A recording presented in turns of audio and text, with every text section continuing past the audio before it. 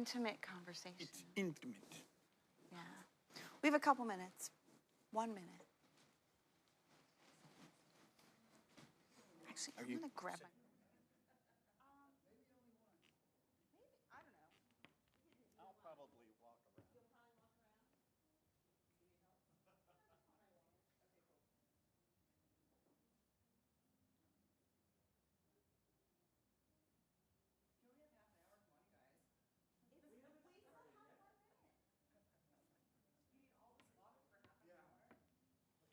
Oh, you have no idea. Oh, you don't know what's in this. That is correct. So correct, Mark. And you know, by the end of this half hour, who knows what I'll be saying. You're just trying to keep us in our seats. That's right. That's right. So I'm only going to talk to this guy. So that means I should talk to this. That's right. You want to vote. Divide and conquer. I'm going to say it's time. All right. Well, welcome. I'm Melanie Gottlieb. I'm the Executive Director of AACRAO. That's the day job, the job that pays me. For those who don't know AACRAO, AACRAO is the American Association of Collegiate Registrars and Admission Officers. Boy, I forgot for a second. You've got the clicker, right? I do. And I'm Mark McConahay. I also work for AACRAO. Melanie is actually my boss. And I got to say, and before that, I worked for Indiana University. I was there for almost 40 years, and I was the registrar there. And I could go on and on about that. If you guys have ever seen me speak before, you also know that I'm the Brad Pitt of registrars. That's a self-assertion. However, I do have some linked claims that will actually validate that connection. You know, before we get started, the one thing I would like to say is, man, there's just been, in the last day and a half, there's been so much wisdom being set up here, so much stuff to learn. And it reminded me of my dad. And one time he said to me, and it stuck with me, he said, you know, Mark, pints, gallons, liters. This speaks volumes. And that's exactly the kind of thing that we've heard on this stage. So there you go. Despite being the king of the dad jokes, we still employ Mark. So we're going to talk to you today about the LER Accelerator project. The project was launched in 2024, actually, with support from Walmart. And so we're very grateful for that support. The effort is really about building adoption of learning and employment records in the higher ed space. And so we're focusing on three main outcomes. We're looking at overcoming implementation delays, we're looking at raising awareness in the space, and we're really focused on collaboration. As I've worked in higher ed, and specifically in the last 3 to 5 years, what has really struck me is that in the US, in the higher ed space, if we don't collaborate, we are not going to be able to move higher education in the direction that we want it to go, that we know our learners need it to go, and in the way that we know that will undergird the value of higher education in the country. And so we are all about building coalitions today. And so these are our partner groups. Our partners in this work are the major stakeholders who are in the LER space. And so we've got One Ed Tech, we've got CBEN, we've got, those are the two actually on the standards side. They have standards and do work in the skill space. We've got DCC, which really does a lot of technical work. NACE, NACE does colleges and employment, and they have a set of competencies and skills work. And then we've got student services, so we've got NCADA, we've got AACRAO, which is sort of the operational people. We've got AACC, American Association of Community Colleges, UPSEA, which is continuing ed, AIR, which is institutional research. I forgot to mention EDUCAUSE in the technology space. And then, of course, AACRAO. And we are the operational people. We've got academic records and admissions on the consumption side Do you want to add to that? Yeah, just, you know, when I think about that, I think of almost three legs of a stool. You know, first and foremost, there's the curricular side, right? The academic side, been around forever. However, they have increasingly and with more traction, interest in the whole idea of learning outcomes, adding different kind of innovative credentials to the kind of things that we assert for our students. So there's that side. There's also, and this has also been very prevalent, particularly in the last 10, 12 years, continuing education, professional education, those groups, student life, that learning occurs outside the classroom, that we can capture that. And so there's those groups, so that's another leg of the pillar. And then the third leg of the pillar are all those supporting groups, right? AACRAO is one of those. Registrars don't create credentials. We collect them and do them on behalf of the institution. The IT department doesn't create credentials. They do it on behalf of the institution. However, and I kind of like this particular graphic, a Venn diagram, right? A lot of words up there. And words are incredibly important. You know, I was talking to Eaton Bernstein, hope I said that correctly, from Velocity Network. We were talking yesterday about the words open and closed. What kind of network is it? What does that mean? And even though generally speaking we agreed, quite frankly, when you drilled down, we were talking about two different nuanced kinds of differences. If you think about this Venn diagram, man, you know, not only is there a disconnect sometimes in words when you go across business spaces, but as we talk about U.S. higher education and the organizations that are within them, man, words can sometimes carry different connotations even within those specifics. So, you know, for example, and it's not even up there, comprehensive learner record. Well, let's talk about a comprehensive learner record.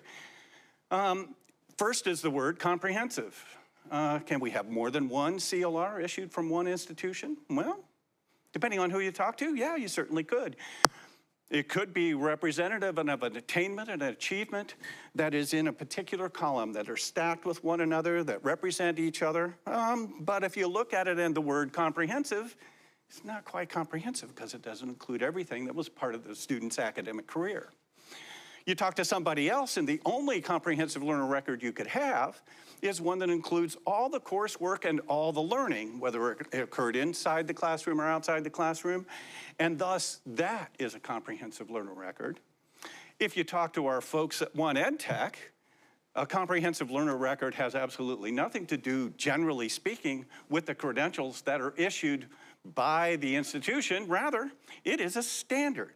It's a standard by which these things can interoperate from one institution or one entity to another. So what does all mean? And when you talk to the IT folks, that's initially what comes to their mind. If you talk to registrars, Brad Pitt of registrars, I might add, if you talk to them, it means quite something different. So obviously, this kind of stuff has to come together. Learning and employment records. That's a whole interesting concept. Is a CLR and an LER exactly the same thing, or are they somewhat different? Does a CLR only emanate from a higher ed institution, or can it emanate from a secondary institution in the US? These are the kinds of challenges that we've had as we brought all of these groups together. Is it important? Yeah, it really is important, because if we want to assert something on behalf of the higher education community, we have to be speaking in alignment. We have to be on the same page. Can I make a comment about that first also? I don't know, you're interrupting. I am. The other point I'd love to make is that because the space is moving so quickly, the words are evolving and adapting all the time. And so when we started the work on CLR, that was in 2015. And that was sort of a new concept. LERs have come since then. They've become a thing. And they are quite similar. And our goal is that they're going to be interoperable. Ultimately, in the end, we may not always agree on exact terminology, but we think that through projects like this, we can start to agree on the overarching concepts, and we can map the data. All right, so the LER Accelerator has a few, let me talk a little bit about our goals. So the key vision of the LER Accelerator is to accelerate the development and adoption of LERs in the higher ed space. We're doing that through a few key goals. We're expanding awareness of LERs through the work. We're sharing best practices that are evolving as we work with our groups. We're establishing integrity in an LER credentialed system. And that's something that AACRAO members know something about. The integrity of academic records is a key component of our work. It is it's a central theme in the work of our members. And I would only add that it's been a key theme of this conference so far. Trust, Absolutely. Quality assurance, all of those themes have come up over and over again. Absolutely, I would agree with that. We're promoting interoperability, and we're talking about technical interoperability. We're also talking about semantic interoperability. That's what Mark was referencing when we were talking about the key terms, because those both matter. You need to understand you're talking about the same thing. We're addressing the technical hurdles, and the goal is to enable long-term landscape change. We see where higher ed is going. We see what our learners need, and we need to help our institutions get there. And the coalition is speaking in a single voice, or developing that single voice to be able to speak. And so there are a number of challenges. We've got slow adoption, because higher ed moves not very quickly.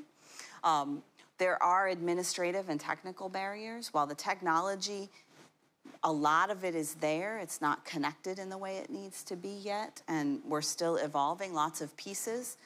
There's really some uncertainty around market demand. You know, we talk about who's consuming it. Do learners really want it? Will employers really use it? There's lots of key questions in that space. We've talked about a lot of that in this conference, but we're thinking about those.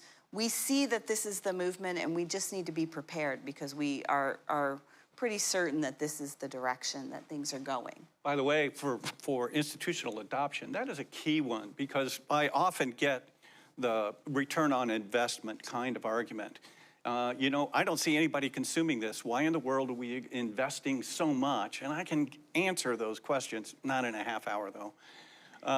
But I do think this is really one of the key questions we have to go after. And we have to be, basically be strong advocates for why we need to be headed this direction, and why it pays off for higher ed institutions to do so.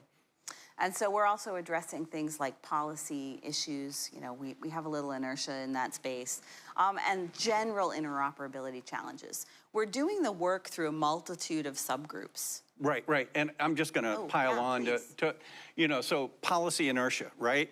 One of the best examples of that is a transcript fee, right?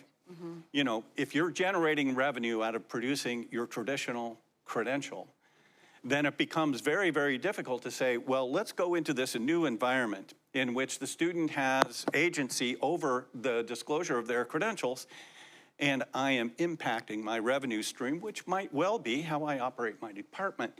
That's just an example. There are others, but that kind of inertia, that kind of financial incentive lives. We've got to address it. We have to have ways of moving forward.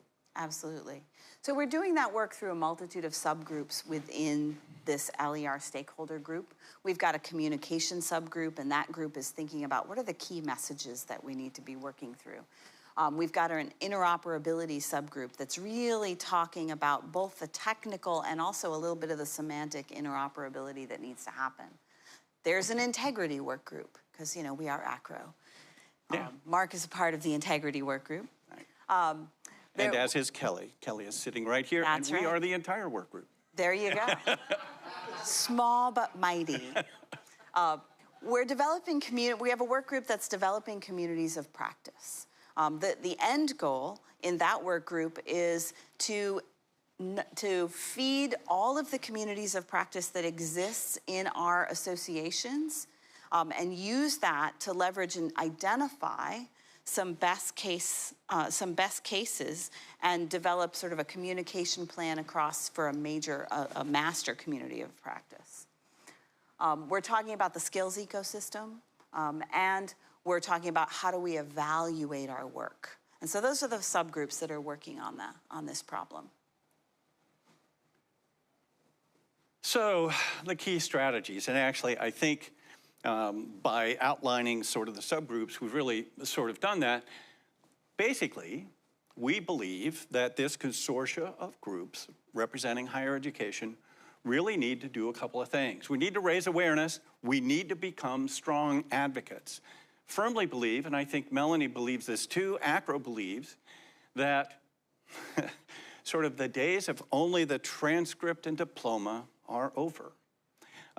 Yes, they will continue to exist, but quite frankly, this new world of expressing credentials with greater fidelity, greater detail, and to be able to assure that the kinds of things that the student has learned along in their academic career can be asserted by an institution with confidence and that the reviewer can trust them.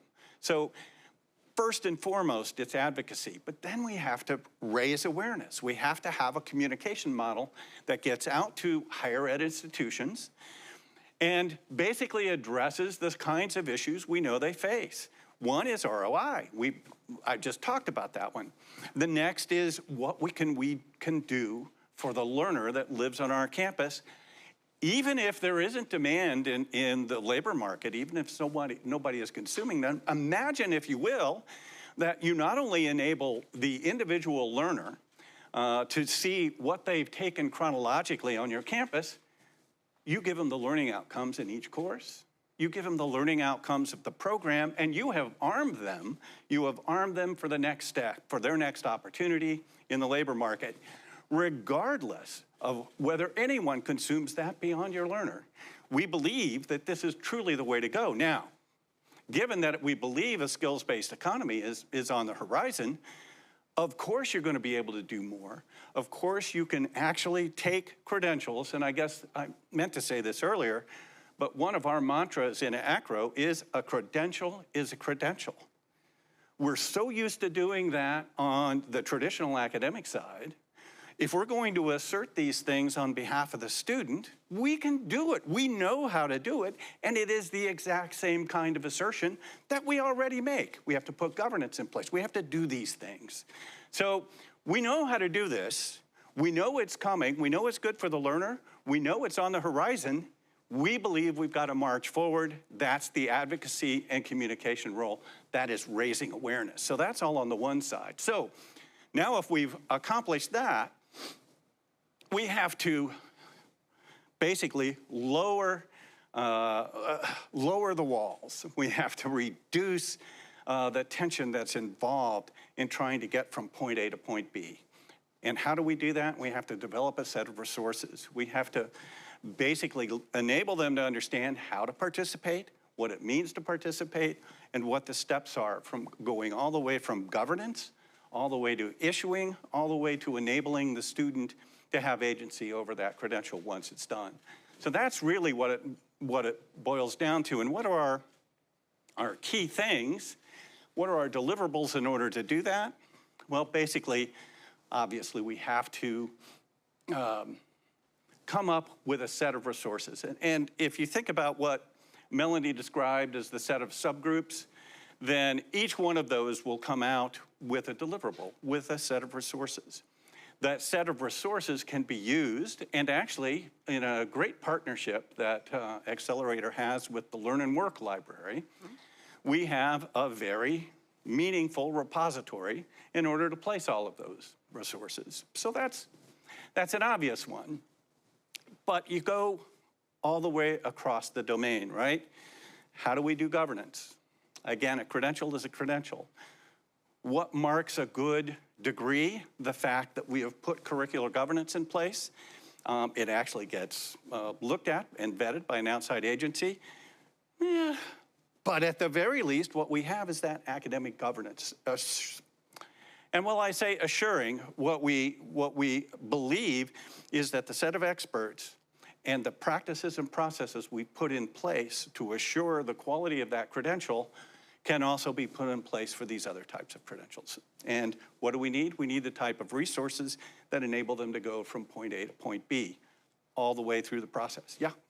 I don't want to interrupt your flow, but No, please. Oh, I'm all flustered. a couple times now, a credential is a credential, but it's one thing to have a bachelor's degree that's based on 4 years of activity. You know if one teacher is really bad, another professor is going to take over. You know, and what you can count on is pretty much they're there for 4 years.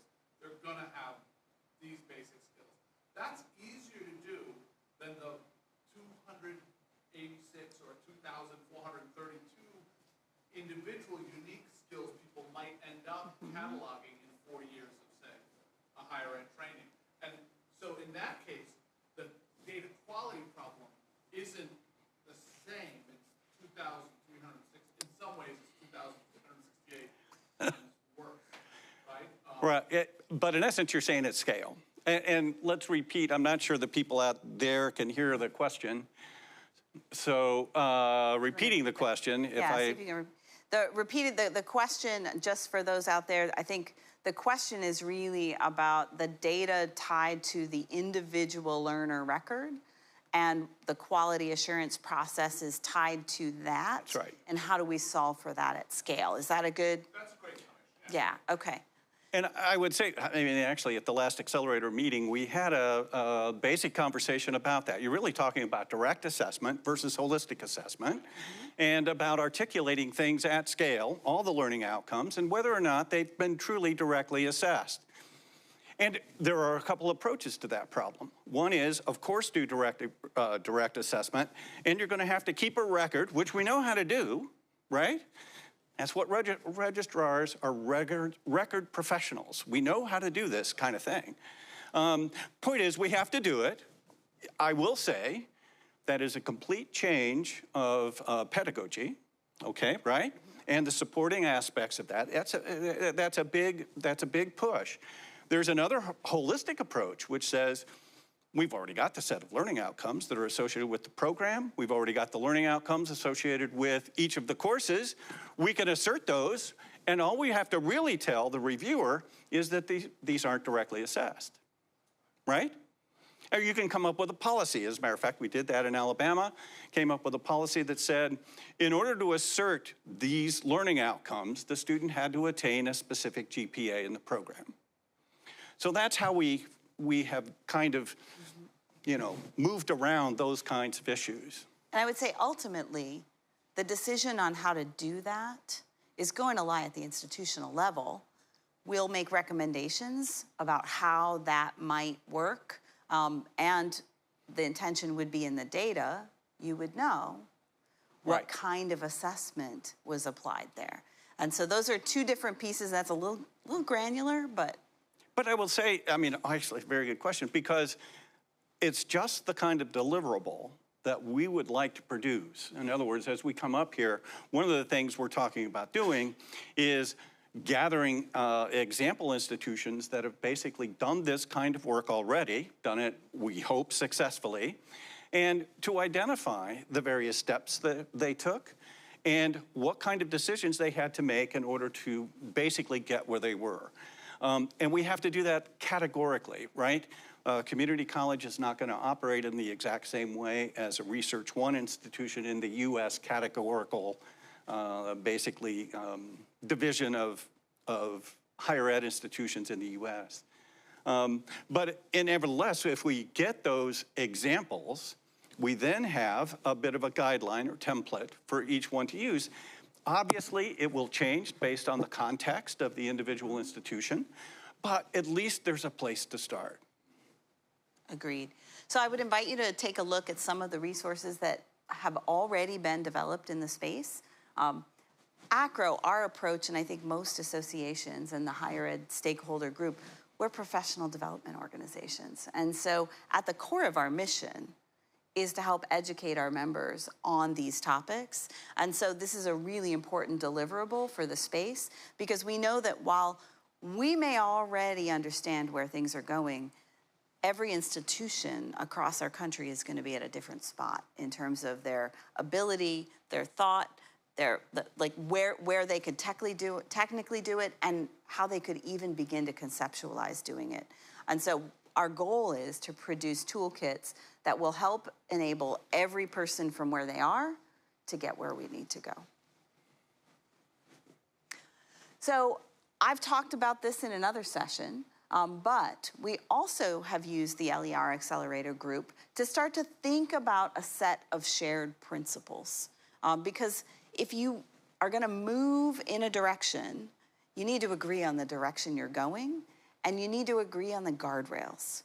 And so the work that we did in this is that we took a look at more than 20 different statements in the LER space and found their overlap, and then tested them with our stakeholder group. And so far, and this is very, very early, very drafty in the process, but these are the 8 items that our stakeholder group can agree on. That's pretty powerful to get that group of higher ed associations who are stakeholders in the space can agree on all of these items and the importance of them.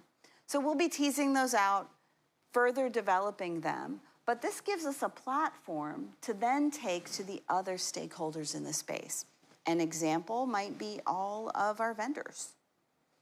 To say this is where, in particular our SIS vendors, this is where US higher education is going in the delivery of credentials, and this is where their associations are telling them to go, and they're going to be asking you for this. So we're giving you a heads up. Let's figure out how we can work together to enable this to happen for institutions. So it's really important to have the principles. We think that it is going to drive us, it's going to give us a pathway and a little power and weight in the higher ed space in a decentralized system to be able to have a collective voice calling for this work.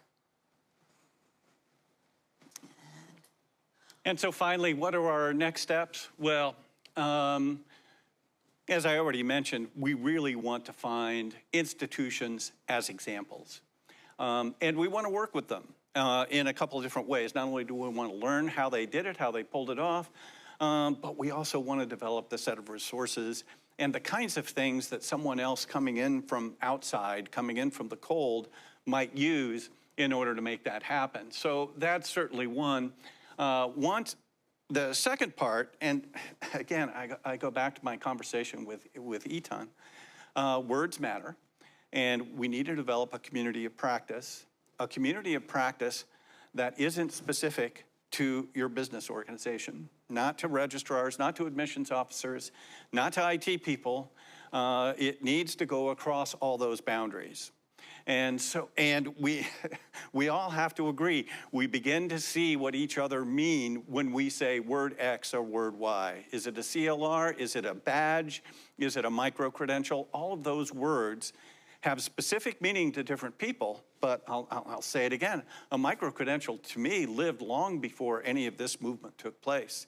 It was just another form of credential below a certificate.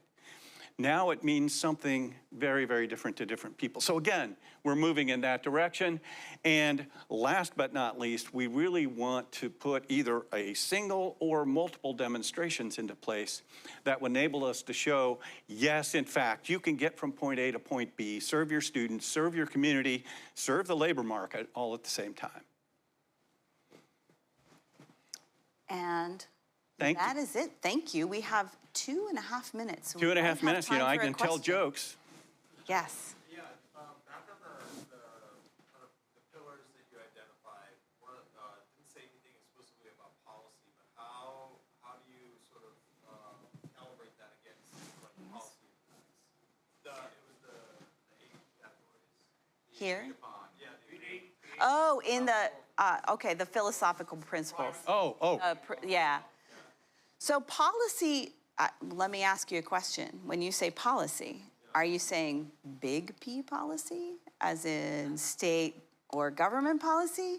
Or are you talking little p policy, institutional policy? Little p. So little p policy is actually a place where we excel. So as we develop these principles, the next AACRAO work, and probably the next work for the other associations, although we haven't gotten that far in the discussion, but that I think is a safe assumption, is that we will start to build these into our guidance to institutions. Now, in the US higher ed space, guidance is voluntary. So we will issue guidance, and our members will read that guidance and choose whether or not to adopt that guidance. I will say that our members do trust our guidance because we work with our members to develop it. It's a collaborative process. So I would have every expectation that as we look through this, we'll be pulling together groups of our members who are, I would say, a little bit more prepared in the area to help us think through how we would communicate that. And that's how we work at AACRAO. We create guidance in a very sort of collaborative space with the professions, with the forward-thinking leaders.